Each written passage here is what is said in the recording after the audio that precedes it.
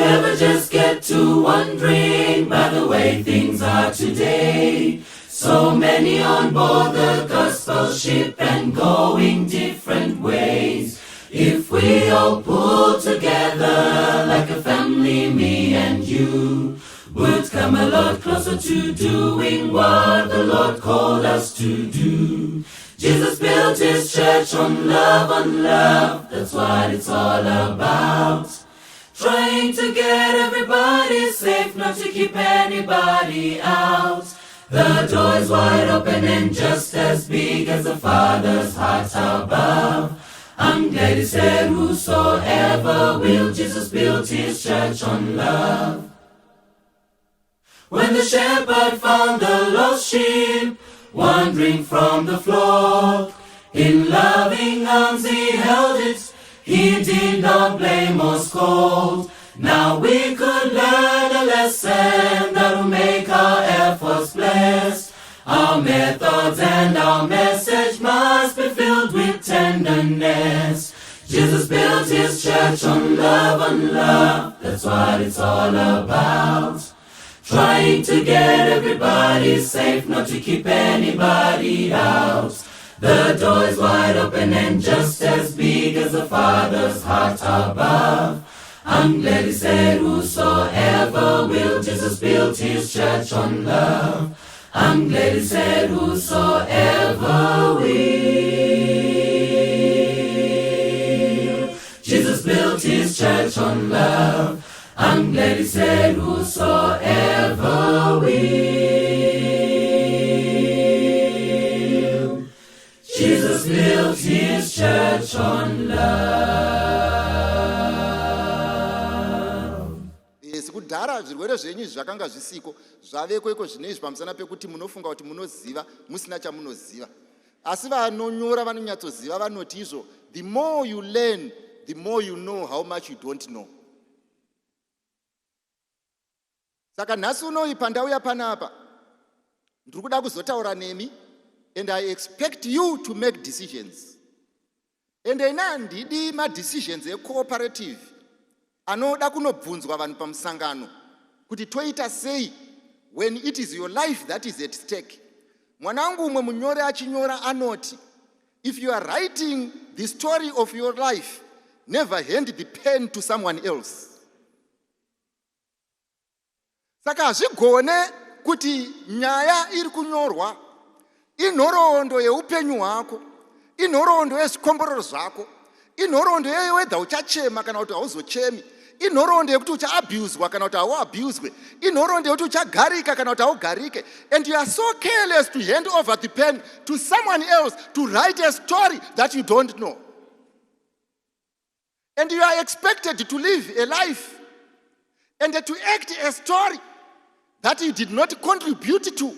Why? Because when it mattered, you decided to be a passenger in your own life. Ndoda kukuudzai vana vangu ndepekuti muupenyu hamuzi mekuzvitsvagira vanokutonga, hamuzi mekutsvaga masabhuku, kutsvaga territory where you remain yourself. Asi chinondirwadza ndechekuti vamwe venyu musati matomboenda kure, musati matombokandwa mukitchen, musati matomborovorwa, you have decided kuti panyika hapana ari perfect. Nekuti hapana ari perfect, you have surrendered all principles for nothing. Busy downgraded to buy nothing. Na iwe kana une standard, mwanangu une standard yekuti standard yangu inoti unosvika apa, standard yangu inoti unodya izvi, standard yangu inoti unorara apa, standard yangu inoti tinogara apo. Uye standard iyoyo wakaiachieva. Chii chinoita kuti ufunge kuti haiachivhike? The reason why you are downgrading, it is because many of you are empty bottles expecting to be filled somewhere else. You believe the joy that you do not have, the principle that you do not have, the finances that you do not have. Someone owes you a life. Forget it. Hakuna munhu ari kurarama muupenyu kuti azonozadza bucket risina chekuita naye. Saka when I invite someone in my life, I am calling for value. There is no way I am going to reduce so that you benefit. Kuti ndiwani. Saka muchikooperative ichi, chamuri kuenda kunovhura vana vangu chamunoti marriage, muma shareholder. Hakuna shareholder anopinda mugame neexplanation. Uyu anouya nezvake oisa patable, uyu ouya nezvake oisa patable.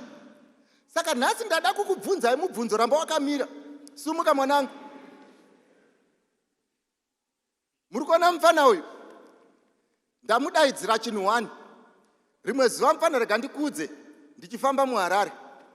Ndobva ndasangana neumwe musikana akanga akapfeka zvawakaita. Akambondipfuura, ndikamudana, ndokumva adzoka. Ndikati mwanangu, ndoda kuti ndikuyeuchidze chinhu ichi. Whether vanhu vakakushora kana kuti vakakutarisira pasi, whether vakakuninipisa kana kuti vakadii, but pane chinhu chandinoda ndechekuti izvo you are proud of your signature. Kana uri mutauni unosaina, kana uri papi unosaina, because unoziva kuti mubank account mangu handi withdraw yabhengwa nevamwe. Saka signature, when you have a signature, you can move anywhere at liberty because une signature. And why am I saying so? Ndoda kukubvunza imese mugere pano vana vangu kuti what is your signature in life? You dress like Americans. You do your hair like Brazilians. Koine mere zvandotaura ndezvazvokadu uye zvingatendwa. Zvese zvaunoita hapana chauti kana wabvapo panosiyiwa kuti pasainwa nani newe. Even in your relationship, you are not providing the signature. Why? Because the signature has been provided. And you are a passenger in that relationship. In fact, you are not even playing chess, you are the chessboard. So now we want to talk. Vanangu, ndauya pano sababa venyu. Ndauya pano sembereko wako. Ndauya pano samai vako. Ndinozviziva kuti pakati pedu pane vanoziva too much. Uyewo futi pakati pedu pane vari discouraged. Uye futi pakati pedu pane vari broken hearted. I have come to talk to you representing your parents.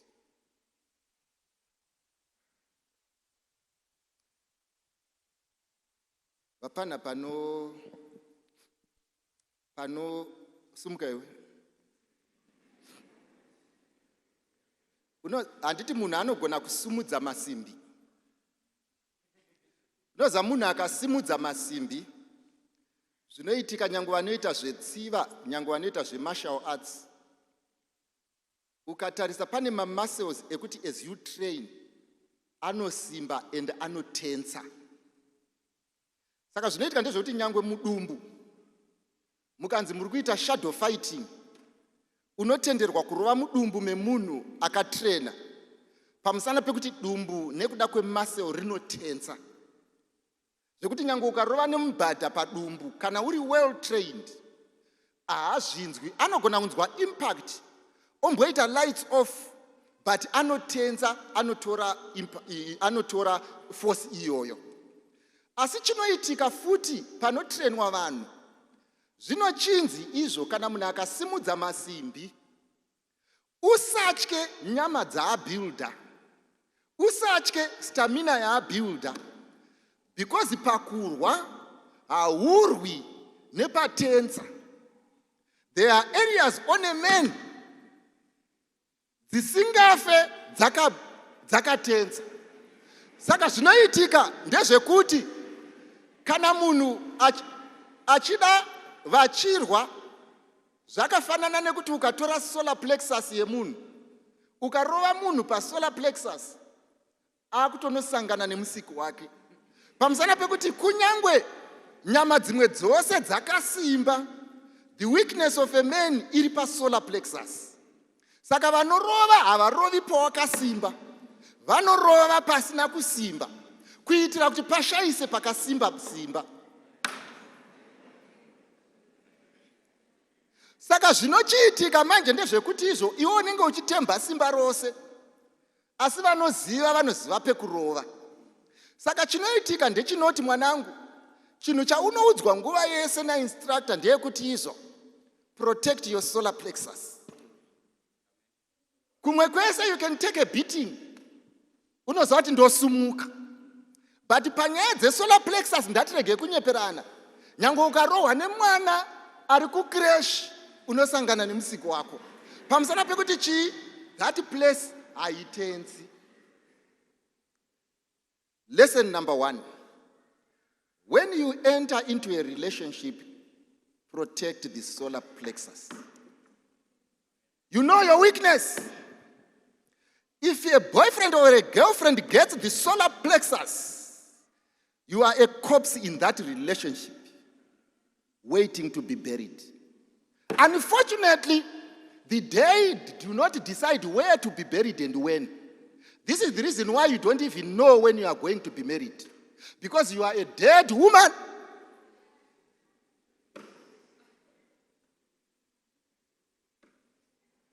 Because you can't protect that which is weaker. That's why vakomana vachikudisappointa vachikudzokorora. That's why vanhu vachikudisappointa une heartbreaks 4, 5 and 6.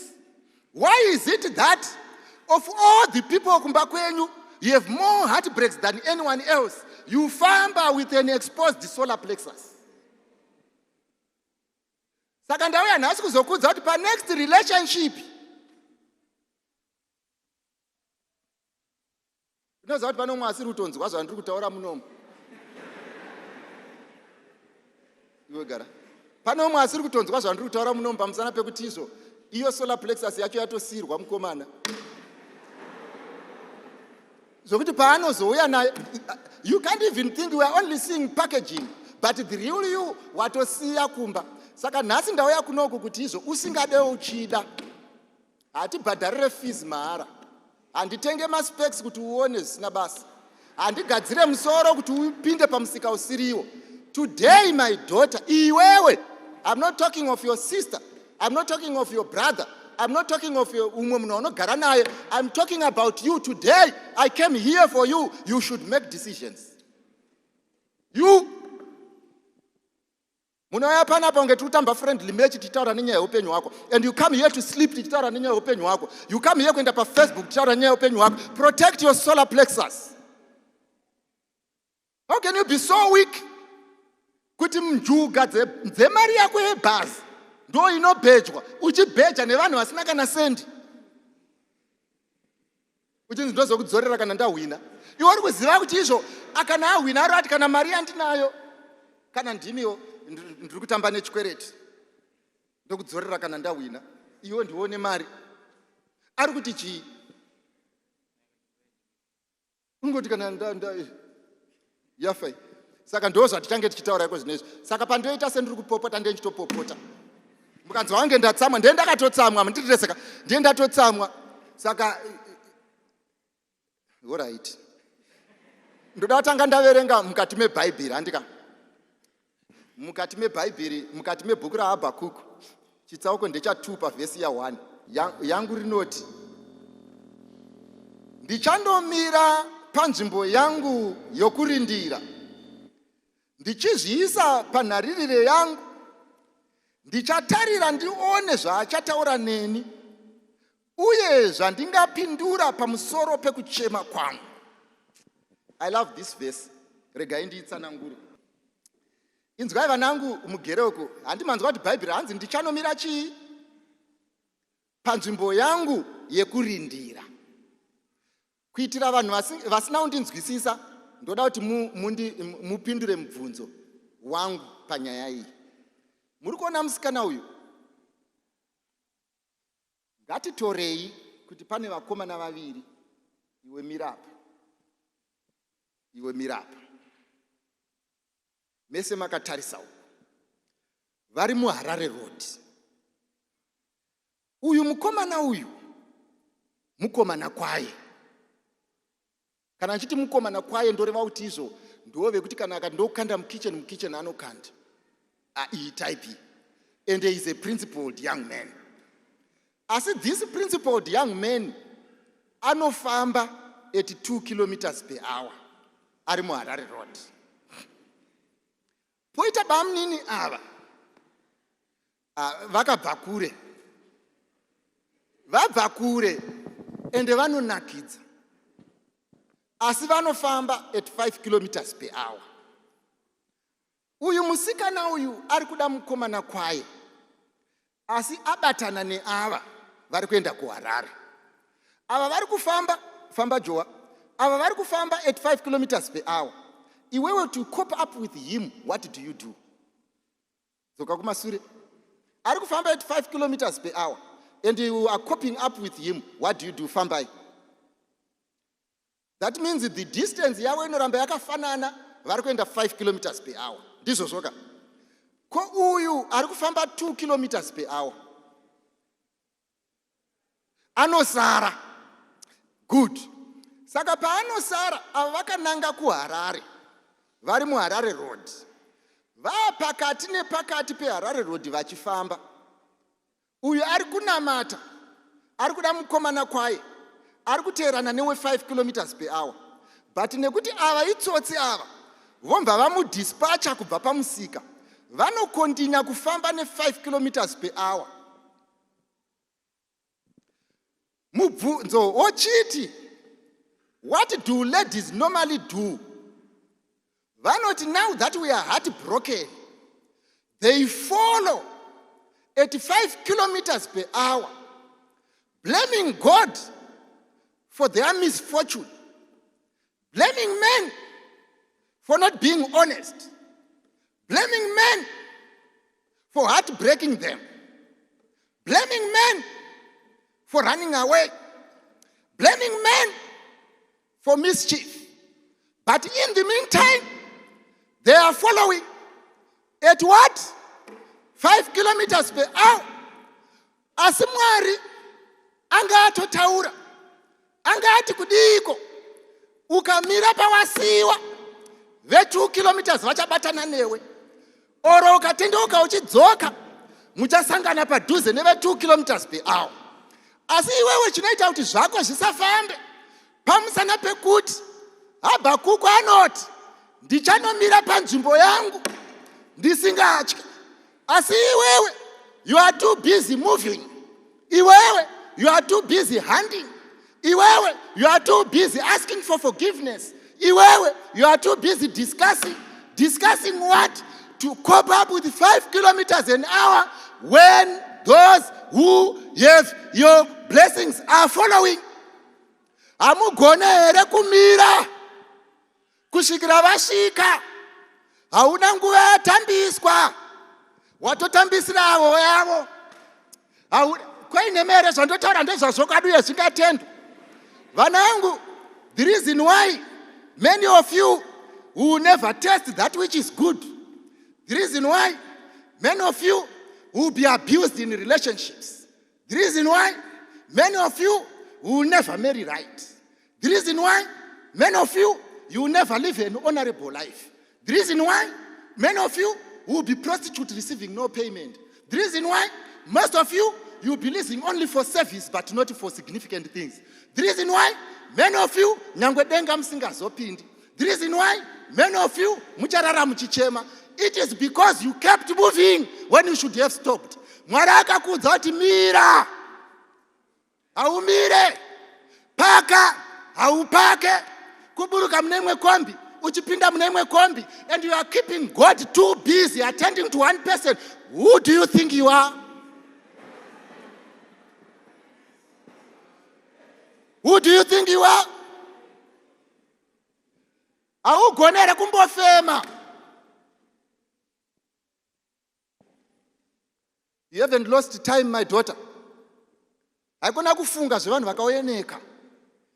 Go back. Until God makes sense to you, nothing will make sense in your life. Ndogara nchitaura, promise kwai kana muchida. Think I am stupid if you think I am stupid. enda nemanotsi ako epafacebook unoita izvozvo, enda nemanotsi ako ekubhawa unoita izvozvo. Bhawa hari vake musha, manotsi haashanda aya. Kana bhazi ramira mwanangu, ndoda kukuudza zvinhu izvi uye ndezvazvokwadi uye zvingatendwa. Kana bhazi ramira mwana wangu, my God has a better promise.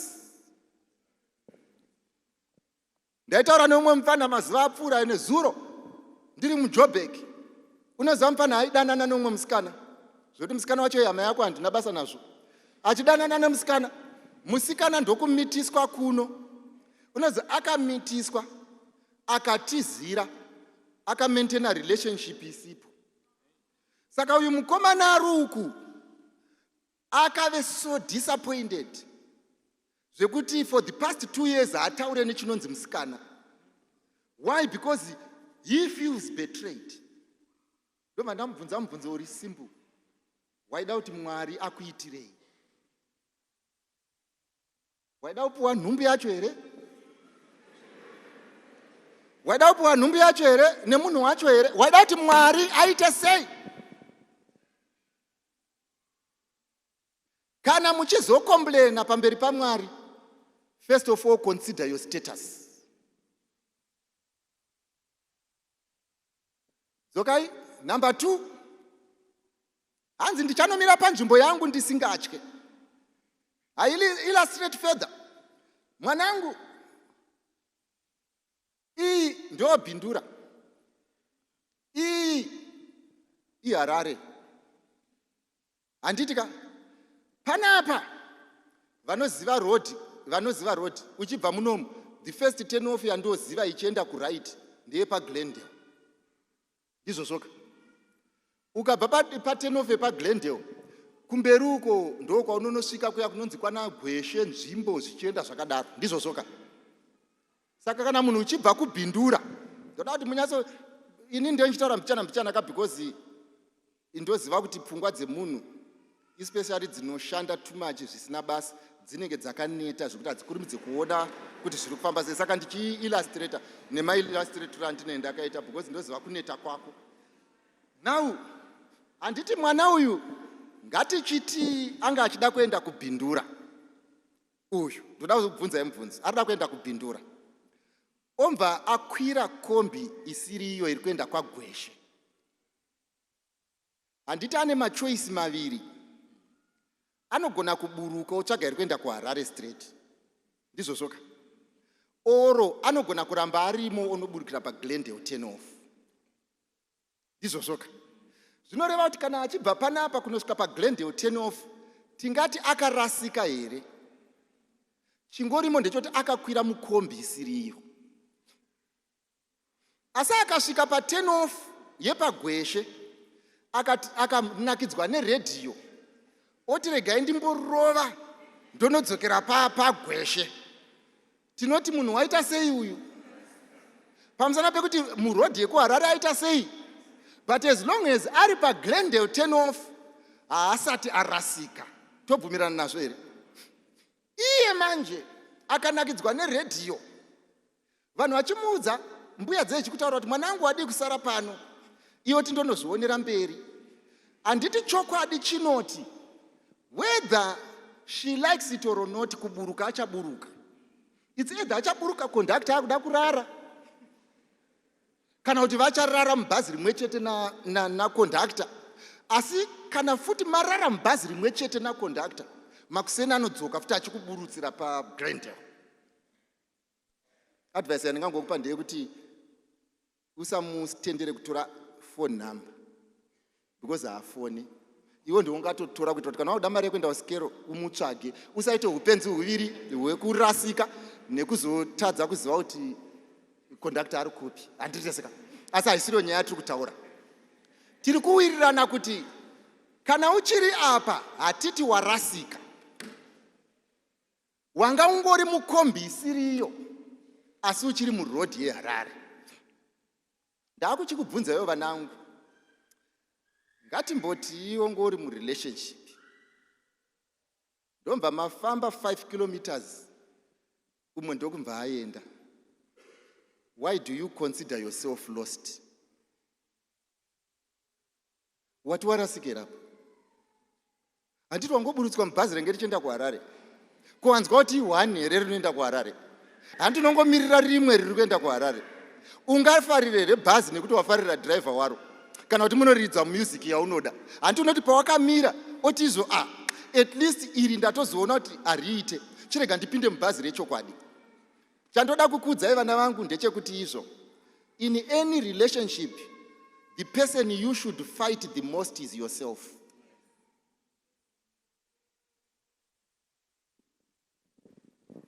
Mbogarai munhu ane problem havazi vanhu vaunofamba navo, munhu ane problem havazi vanhu vanokupfimba, munhu ane problem havazi vanhu vauri kurara navo, munhu ane problem havazi vanhu vari kudya mari yako, vanhu ane problem havazi vanhu vari kukutadzisa kunamata, munhu ane problem ndiwe uri kufunga kuti you are lost, you are nothing, you are no longer of value nekuti wakamborara nemukomana ukabviswa Mandara saka waakurara pese pese, nekuti wakambomitiswa saka unomitiswa pese pese.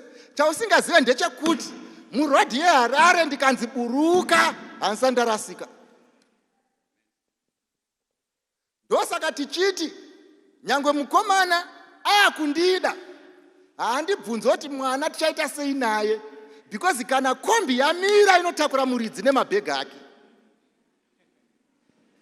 handisiyi bhegi kaini, bhegi rangu ndandingori naro pano mukwasha, saka kana matomira kutakura ini munotakura ini nemwana wangu, kwete izvozvo zvoga neschool fees inobhadharwa, ende inobhadharwa sei pamusana pekuti mwana wangu bhaibheri rinoti kana wakamira panzvimbo yako usingatye, kana wakamira panzvimbo paunokomborerwa naMwari, kana wakamira pambiro paunorizinirana naMwari, kana ukarizinirana naMwari akakuregerera nyika yakuregerera, Mwari akati unokomborerwa hakuna unokutorera zvikomborero, Mwari akati unoroorwa hakuna unokurambidza.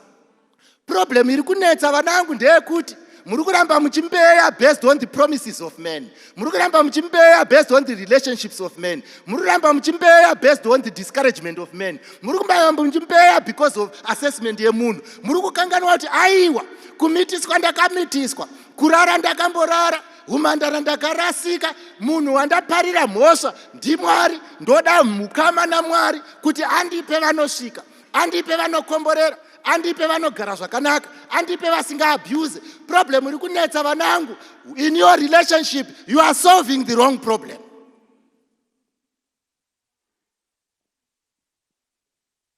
You are solving the wrong problems in life. The problem is about you. Kana kombi yandisiya hazvireva kuti ndiri benzi, kana kombi yaenderera mberi handizi benzi, kukwira kombi ndarasika hauzi ubenzi, ubenzi kuramba ndiri mukombi iri kuramba kuenda kwandiri kuenda, ubenzi kuramba ndiri mukombi isinga respect principle, ubenzi kuramba ndiri mukombi inondipesanisa naMwari, ubenzi kuramba ndiri mukombi inopromisa isingasvike, ubenzi kuramba ndiri mukombi isina dhiziri, ubenzi kunakidzwa nekusvisvina nhasi pasina zvamangwana. Ubenzi mwanangu is not what happened, is what is happening. Mwari anokanganwa history, mani anoregerera kwaunofambire nevanhu vasingaregereri. Mwari anokanganwa history, anoramba achikomborera, unofambire nevanhu vanokufungidza zvanezuro wangu every day. Izvozvo ugere une nyaya yatosara yawanzi nemukomana toipedzisa manheru, uri kunetswa neasati abvisa pfuma kuzoti musi waanotsikisa mombe ichipinda mumusha menyu. But you are seated here and entertaining foolishness. And you want me to smile? You want me to smile? You want me to smile? I'm asking you, you want me to smile?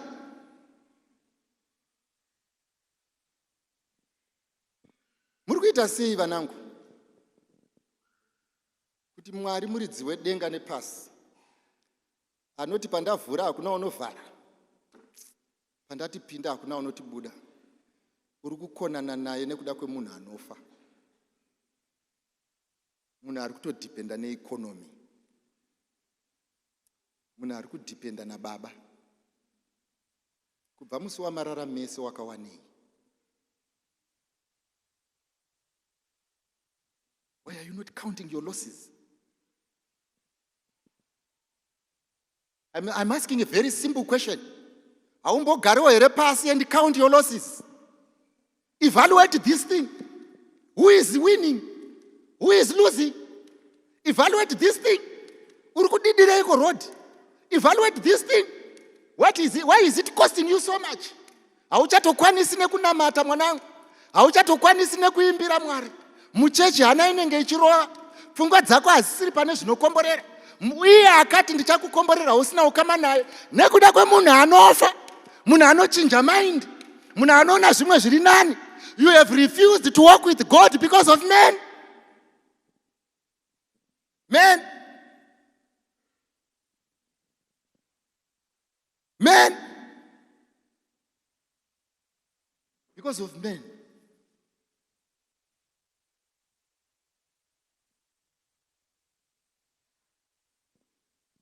Manangu, stop chasing the wrong people so that the best men will cop up. Mirai, man. Mirai, kupaparika ndikwe. Why so much speed when you are going nowhere? You think you are a statistician?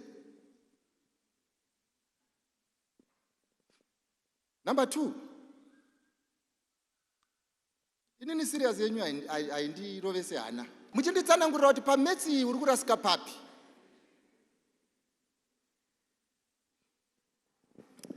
Ndaitaura mwanangu umwe musisumuka. Nditenderei nditange ndamboverenga pana Habhakuku chapter 2 iyeyi. Handaverenga vhesi ya2 ya18 yacho inoti. Rega ndiverenge 19. Ane kana kuti rega nditange na18. Mufananidzo wakavezwa unobatsireiko? Zvavezwa nomuvezi wawo. Kana mufananidzo wakaumbwa iwo mudzidzisi wakaumbwa naiye mudzidzisi wenhema. Iye wakaumba zvaanovimba nawo.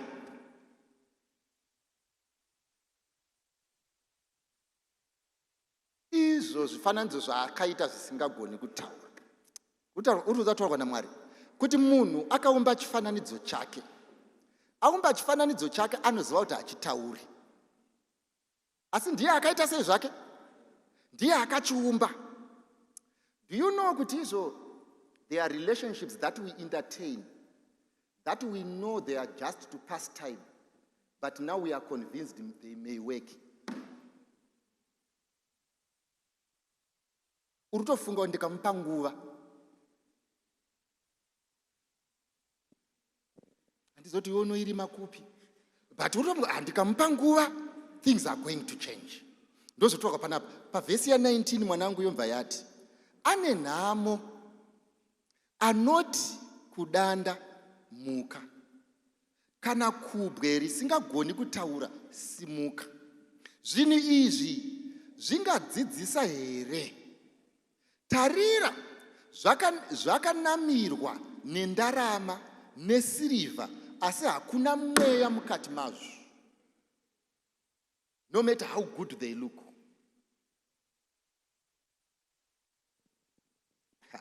Unoziva kuti zvazvirehwa kunzi chii panapa? Mwanangu, Mwari zvaanoita. Rimwe gore ndakambofamba mufactory ndokutsvedza ndokubata mushini ndokudambuka chigumo. Uri kuona chigumo changu chakapfeka ring ichi apa. Uri kuona pakasonwa apa. Chakadambuka ichochi. Chadambuka vanhu vaive pabasa. Vese vanga vasiri veutano. Unoziva chigumo chikadambuka kune vakambokuvara manevhi ends. Unoyazoziva marwadziro azvinoita. Ndomva vauya negaba resauti zvikanzi nyika. Ini ndomba ndanyatsoona kuti nepaini yandinayo kuti ndiwedzere negaba resauti handiiti. Kudambuka chigumwe ndadambuka but kamubatsirirwo aka handikade kekunzi nyika muchigumwe. Saka kana zvichireva kuti chidamburwe ngachidamburwe but musauti handi. As long as chigumwe chiri changu chadambuka handinyiki mumunyu. Unoziva kuti chimwanangu dzimwe dzamunotaura nemafriends enyu nenyaya yeboyfriend yako uchinzi good advice kunyika chigumwe chadambuka musauti ende ivo usafunge kuti vane problem ayo havatorina chinotoshamisa ndechekuti kweiwo uri kufunga kuti kana wanyika chigumwe musauti hauwedzereri nhamo pamusoro penhamo ende vacharamba varimo muupenyu hwavo as consultants to your failure. Asi chandinoda ndechichi pandakasvika kuna chiremba ndakamuti ndiri kuda kurutsa ndomva adaidza umwe munhu zvikanzi izvo this man is in pain ndombova apuwa chibhuku cheprescription ndokundinyorera pain killer ndikati ko ndipeika pain killer zvikanzi no ini ndiri doctor handisi pharmacist munorwadziwa kusvika masvika kunani ende kana chigumwe chakadambuka hazviita kuti doctor aite pharmacist unoziva kuti ndosaka kazhinji tichiblema Mwari when we are in problems that we have invented we then believe God is a pharmacist when he is a doctor.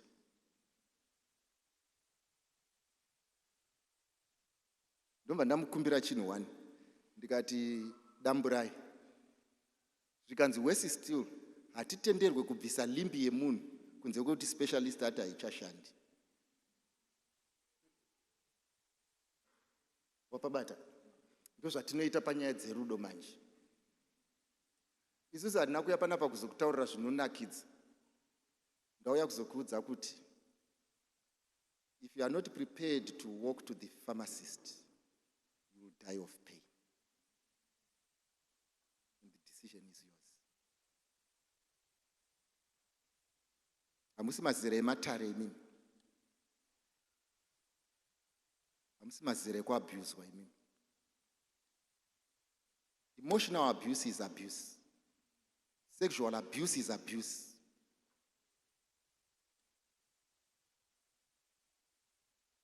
You need a pharmacist.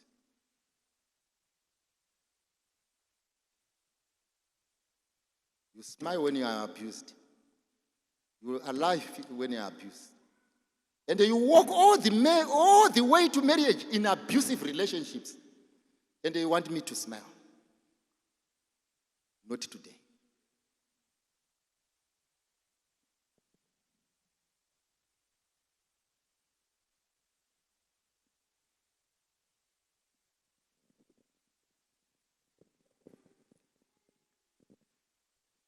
Vapfana,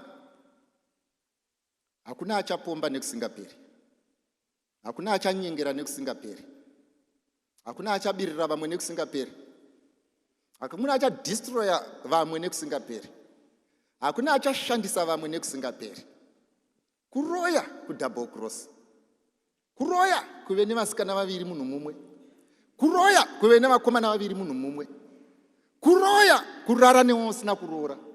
Kuroya kuvimbisa zvausingazoiti. Kuroya kudzinga munhu pana Mwari. Uye kuroyiwa kudzingwa pana Mwari. Saka ndauya kuzokuudzai muzuva ranhasi kuti vanangu zvikomborero hazvizi mumunhu zvinouya kubva kuna Mwari zvichiuya nemunhu. You need to mend your relationships today. Ende ndiga kubva vagera kukona vatsvuku nevakobvu, vatete nevapfupi, vanodya nevasingadyi, vanazvo nevasina, vane mafoni nevasina mafoni, mwana wemurombo nemwana womupfumi, vanoziva Mwari nevasingazivi Mwari, vanotya Mwari nevasingatye Mwari, vanoroya nevanoroyiwa, vakaromba nevakarombora. Ndoda kukukumbirai nezita raJesu, zviri kwauri kubuda sezvawanga uri kana kuti kusunungurwa naJesu. Kubuda usina zvikomborero kana kusunungurwa naJesu. Kufamba uri wega kana kufamba nemupuwo weupenyu. Kuchengeta mukomana kana kuchengeta Mwari mupuwo wevarume. Zviri kwauri kudecide to take the left or to take the right. All I am doing today, ndaisa pamberi pako upenyu kana kufa, kurarama kana kufa, kupfuma kana urombo, inosvika kana isingasvika. The choice is yours. To defend zvisingadefendeki, kubatirira zvisingabatiririke. Ndoda kukuudzai vana vangu, macelebrity enyika ino angafambe asina kupfeka. Do not envy them. If they were to be envied, where are their husbands? They talk of life, sevakashika. Vakashikepi. Sevanazo. Nyamba havana. Go to Hollywood. Take stock. Vanhu vese vanoita the drama of life. They are failing to run the real life. And you are following the drama and forgetting the real life.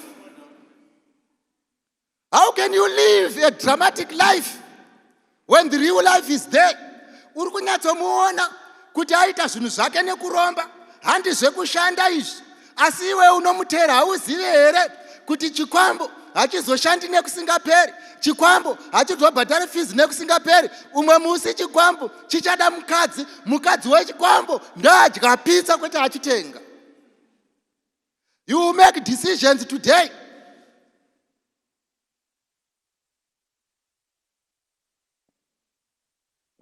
Upenya hauzi drama mfana. Upenya hauzi filimu.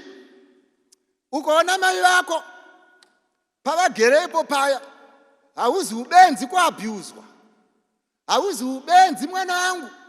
Ukaona vachichema vasina kwavanoenda, hauzi ubenzi mwana wangu. Wakavagarisa apo. Michato mizhinji mwana wangu haipazike nekuda kwe the current problems. Mizhinji yacho it is historical.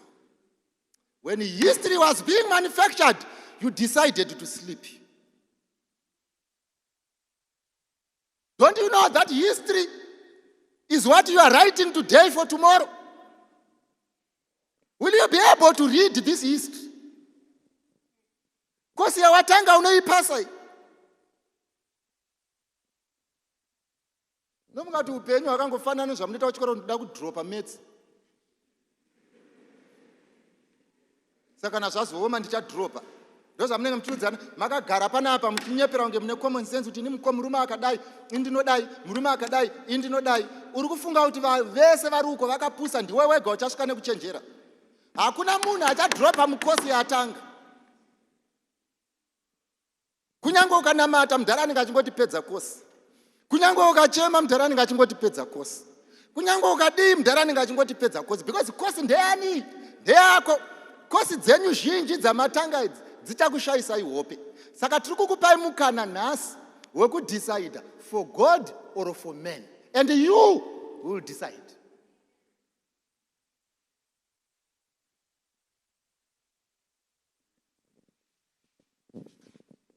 Bible rinotiro panai Jeremiah chapter 8 verse 22. Rinotiro, is there no balm in Gilead? Is there no physician there? Why then is not the health of the daughter of my people recovered? Mwarane muvunzanzi, hakuna here muti wemubaumu muGilead. Hakuna medicine, hakuna mushonga here panyika. Ko kana mushonga uripo, ko inda vanhu vari kurwara vasingapori. Why is upenyu hwevanhu huri such a mess? In other words, tirikutiko, is there no God in this world? Hapana mwari here panyika panapa. Kana kuna mwari kudenga anoona vanhu vari panyika, why is your relationship status a mess? If there is a God in heaven, why is then your social life a mess? If there is a God in heaven, kana mushonga uripo, aripo mwari anoona zviri panyika ari kudenga, anobata ushe kudenga nepanyika, why then is your economical life a mess? Does he exist and doesn't care? Tiri kuzviraramira tegere panyika panapa. Have we been left to navigate life alone? Kungoti ameno chera apona pona. Ndo upenyu here uri panyika. Shoko ranhasi riri kutiko, muupenyu hwako iwe hamuna solution here panyaya dzauri kutamba idzi. But mhinduro yacho iripo pamberi pana Jeremiah chapter 46 verse 11. Anoti go up into Gilead and take balm. Hanzi problem haizi yekuti mushonga unorapa upenyu hwako haupo. Asi pane munhu anofanira kuita sarudzo yekuenda kuna Mwari wacho, the balm of Gilead. Go to Gilead and take the balm. Chigumbo chadambuka chiri kuda mushonga kwa pharmacist. You need to pick up yourself, gather your last strength, and bleed your way to the pharmacist. So that perchance he might find juice at wafer. And this program has been designed for such. Pane munhu ari kuti inini my finger is bleeding. I need that balm kuti irape upenyu hwangu. Saka Bible riri kuti go up to Gilead and take balm, O virgin, the daughter of Egypt. In vain shalt thou use many medicines, for thou shalt not be cured. Hanzi mimwe mishonga nemasolution amuinawo muchazama kumashandisa asi hausi kuzopora. Chimbotorako mbanje asi solution chaiyo hausi kuiwana. You are going to end up worse. Problem yako iyi chimbotsvaga blesser. Tione kuti muchasvika kupi. Uchasara waine imwe problem yechirwere pamusoro peproblem yaunga uinayo yekutadza kuafoda pizza. In vain will you seek many medicines, but you shall not be healed. Until human beings learn to go back to the balm of Gilead.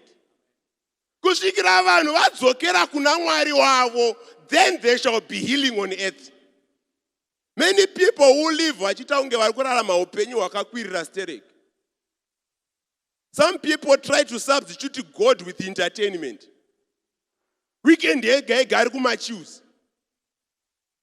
Ari kutsvaga kuti kune plan iri kufaya ndekupi. Some have substituted God for good sex.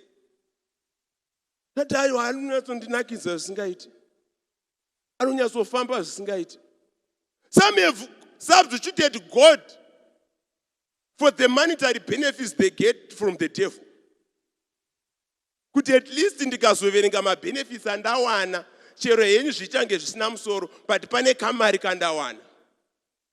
Mubvunzo unoti, mari yacho yakawanda mubank account mako nhasi mune mari. Tione kuti inobatika here. In this life, God is saying, come to the balm of Gilead. In vain will you seek many medicines, but you will not be healed.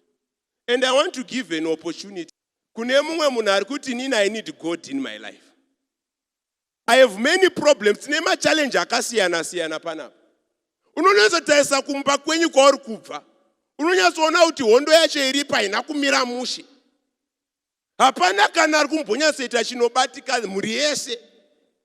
Some have spiritual problems. Unonyatsoona kuti zvinhu zviri kukunetsa hazvisi ordinary. I'm saying there is a balm in Gilead. Uripo muti wemubalm paGilead. Some have many addictions panapa. Dzema drugs dzataurwa. Some have addictions in pornography. Some in masturbation. Some cannot live without sex. You are not left alone, my brother and my sister. There is a balm in Gilead. Ndoda kukupa mukana to make a choice as the elder requested. Kuti some need to come to God. Woti Mwari erase my past history. I want to start a new page in mukati mezuva ranhasi. Some want to dedicate their lives to God. Some want to rededicate them. Kuti I was in the right path until that was swayed around. But I'm going back to the balm of Gilead. Varipo here vanhu vakadaro. Tinoziva kuti varipo. Kana varipo chingosumuka netsoka dzenyu. Ndikunamatire. Just raise to your feet. But I'm going back to the balm of Gilead. I'm going back to the God who loves me. Ndikudzokera kuna Mwari wangu. Tanzwa kunakisisa Ukapinda Jesu muchipatara mawadza anosiyana. iroso koraura unowana kune inonzi intensive care unit aponesa unoiswa zveemergency. nyika dzese Uri kunyatsoona kuti situation yako is not ordinary. Uri kuti Mwari, help me today and now. Vamwe vanogona kunge vasumuka, but inini Mwari, I need you more than anyone else. Uri kuti my situation is critical. Aripera kuti I need more grace. Mwari ndirangarirei. I want to go back to the balm. There is a balm in Gilead. There is a balm in Gilead. Nyaya yako shamari inogadzirika. You are not beyond redemption. Vanhu vanotewa iwe wasvika kusisiriko. Vanhu vekumarai vanotiwa uchawanikwi nedzawakatamba. But I'm saying there is a God who restores. There is a balm in Gilead. Some have lived their life. Upenyu hwavo hwese. They have never dedicated their lives to God. Ari kuti nhasi I'm going to surrender my life to the balm of Gilead so that He manages my life. There are some people who are fighting battles. Zavanonyatsoona vega kuti this is not a physical battle. Uri kunyatsozama zvese zvinogona kuitwa nemunhu asi hapana chiri kubuda. Some people have been told about curses upon their lives. Pane mwe wakatonzi hamurorwe. Vamwe wakatonzi chero mukaenda kuchikoro hapana chinobuda. Unyatsona kuti zvimwe zvavamwana hazvizombonyanya kunetsa, kunyange upenyu huchinetsa, but zvako zvine extra. Pane kamwe kasimba kanenge kari kuseri kanongokanganisa nyaya dzako. Chero marelationship chaipo chaipo unongosangana nemaboora ngoma. Hapana kana chiunyatsoratidza kuti muupenyu izvezvi tikakuvhunza kuti life yako iri kuenda kupi. You can't explain. Unongomirira kuona zuva parinobuda kuti saka tofamba tichienda nekupi. All I'm saying is there is a balm in Gilead. Your situation is not beyond redemption. Kuna Mwari anogona kugadzirisa. There are some people who have participated in certain things. Zvekuti vanofungidzira kuti upenyu hwavo hwakatobhanyanguka zvamuchose. They cannot even forgive themselves. Vanofungidzira kuti they cannot be accepted. I'm here to tell you that there is a balm in Gilead. Your situation can be restored and be redeemed. Nyaya yako inogadzirisika. Mwari anodhila newe. Zvinhu zvako zvinonaka. Ngatinamatei. Baba vari kumusoro kudenga. Tiri kutendai masikati ano nemukana wamatipa wekuita sarudzo pamusoro peupenyu hwedu. It's a decisive moment. Maisa nzira mbiri kumberi kwedu. Yerufu neyeupenyu. Varipo vasarudza kutora yeupenyu. Tariraiwo upenyu hwavo. Cherechedzai pavambofamba imi musipo. Mwari vabetserei, you need to redeem them. Vamwe pavanga vachinyora. You need to restore them. Vamwe vacho pavakanga varasikirwa nezvevanga vainazvo. You need to give them hope again. Munofanira kurapa Mwari maronda ari mukati meupenyu hwavo. Some of their wounds are too deep that they have lost hope. But because of this session, Maskata no Mwari, may your healing hand touch them. May it mend their broken lives. May you collect their broken pieces of the heart. Moma batanidza zvakare, so that when they look again, vanotadza kuona kuti ndiyo mwoyo wakanga wambopwanyika here. Imi Mwari maubatanidza. Gadzirisai nyaya dzeupenyu hwavo. I want to make a special dedication, Mwari. yevanhu vari kunetswa nemweya yetsvina panyika panapa. Because they are here and they have surrendered pamberi penyu. Mwari itai chinhu ichi kuti mava restore, mavabvuta kuruoko rwomuvengi. May you restore their life. Fight for them pavasingagoni kuzvirwira. Mwari manditi muri Mwari unoverenga unyangwe misodzi yedu. Tarirai kuchema kwevana venyu muhana dzavo. Mugone kuvaitira sezvamunoitira shamwari dzenyu. The promise and the invitation this afternoon was go to Gilead and get the balm. Here they are at Gilead, and you are the balm of Gilead. Imi Mwari tiri kusiyirai basa iri mumaoko enyu kuti mudhile nevana venyu. Vagadzirise upenyu hwavo. Erase their histories. Varegererei Mwari. Kana mavaregerera movadzidzisa kuzviregerera. So that they start afresh in Him. May you hold their hands and help them in this life. Until madzoka zvakare igova mbeu ichaponeswa. Da kutendai Mwari nezvamatitira masikati anaya muzita raJesu namata. Amen. Tenzi musatisiye tiri tega tingaparare. Tenzi musatisiye tiri tega tingaparare. Mafungu anobuda mgungwa anoda kutiuraya.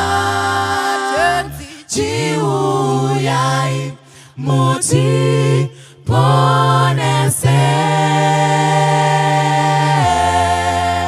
Mafungu anobuda mgungwa anoda kutiuraya.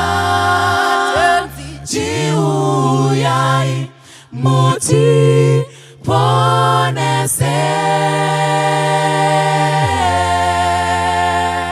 Ponesai mweya wangu, ponesai mweya wangu.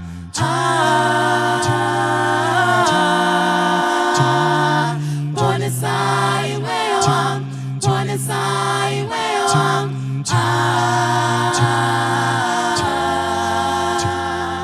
Ponesai mweya wangu, ponesai mweya wangu.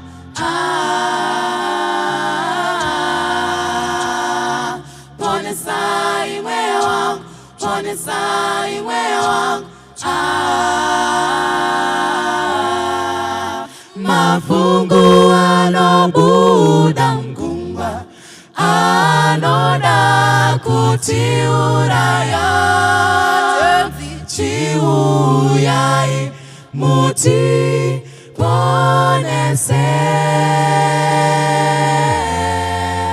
Mafungu anobuda mgungwa anoda kutiuraya.